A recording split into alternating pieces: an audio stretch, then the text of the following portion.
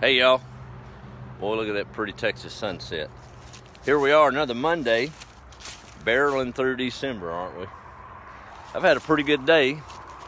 Counting myself pretty blessed. If I told you all about it, you probably wouldn't believe me anyway, so I won't. I did, so we survived the rainstorm of the weekend. Boy, got a lot of rain here in Texas. It's kind of been amazing to see some of the aftermath. I mean, rain is no stranger here necessarily. So Jordan, he came out and was doing some on the burn pile, and thank goodness it was raining and I wasn't sitting in that chair, because we had a old tree give up the ghost, so to speak. And it's funny, it landed right in the burn pile, so that ought to be pretty easy work. But I'll tell you what, it busted that old chair, right? Good thing I wasn't out there talking in it. I might have had a big old knot on my head. I got to show you something else that happened up here. It's amazing, really, of all the, I think the thing's been here, every bit of 100 years, maybe even longer, 120. And the story behind it's pretty cool. Mama told me many times. Before this old house was here, it's kind of up on a hill. We're about 4 miles from downtown Nacogdoches, but old Woden Road is coming in from the east there. And there was an old black man that actually had this place, or a piece of the place, back in the late 1800s, before any of this was here, and had an old well and a shack that he maintained. And as the riders came in from the east, traveling into Nacogdoches, they would stop here and water their horses, maybe freshen up a bit before they headed into town, and they would pay him in increments probably of silver and things of that nature. And of course, back in those days, he probably wasn't welcome at many banks, unfortunately, and she said he might have even buried a few of those old jars right there in that stump. So who knows? It'd be cool to find from a historic value. But the old well that he maintained has been here as long as I can remember, and it's always been kind of fun to play around. And it has sunk down in the ground, believe it or not. All that rain, it just blows my mind. We've got more rain than that before. But there you have it. The old well has sunk. Imagine that. It's intact in structure, but it sank. So all that rain and mass has caused a little bit of a landscape change, if you will, on the place tonight. But can't tell it looking at the skies today. It's crisp and clear and a beautiful evening here in East Texas. And I'm enjoying it. Don't have a fire going this evening. That old heater in the house is too warm.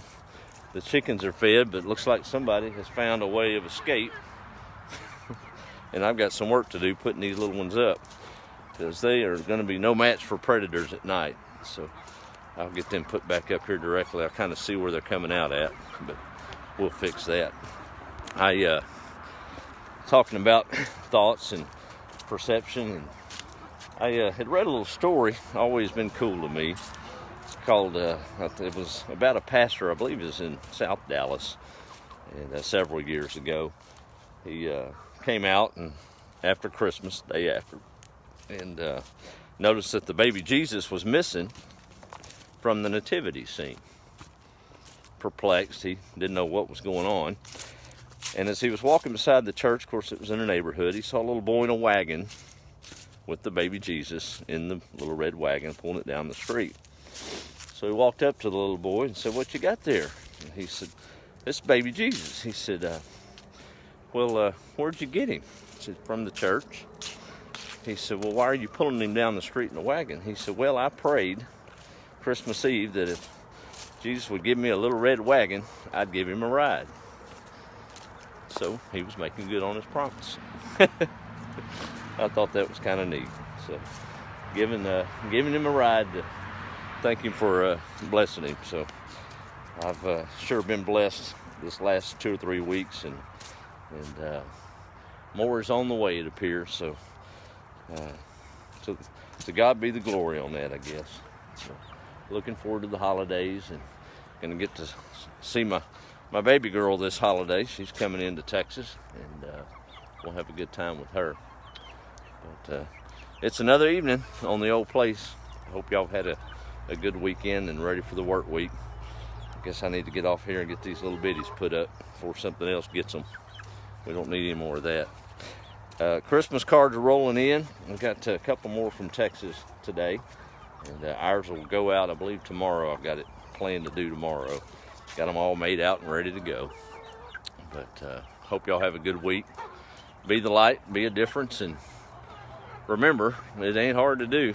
Just got to smile sometimes amidst the madness.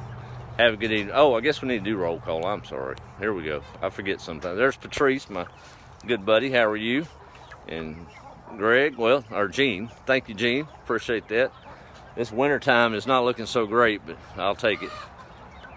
Yeah, we didn't wash away, Mike. How are things in California, buddy? There's Brenda from Arkansas.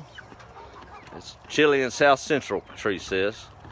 In North Carolina, Melissa's checking in. How are you? And my buddy Troy down Conroe Way. Good to see him.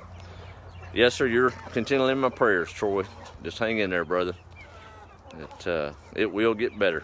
I promise you. I can tell you that for sure. Joanna, how are you? Or Joanne, excuse me. And there's my good friend Donna and Wild Man. Well, you just got them upset in there. Hear them rolling around. Let me get off here while I still got a little daylight and put these babies up. And I think I'm going to go get me some coffee and get in front of that heater and do some work. Y'all have a good evening. Be the light. We'll talk to you later.